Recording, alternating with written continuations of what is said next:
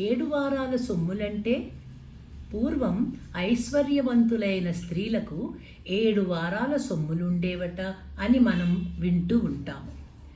ఆదివారం నుంచి శనివారం వరకు గల 7 వారాలకు 7 గ్రహాలు ఆధిపత్యం వహిస్తాయి. వారికి ప్రీతికరమైన రత్నాలతో చేసిన ఆభరణాలు ధరిస్తే ఆ స్త్రీలకు సకల శుభాలు కలుగుతాయట.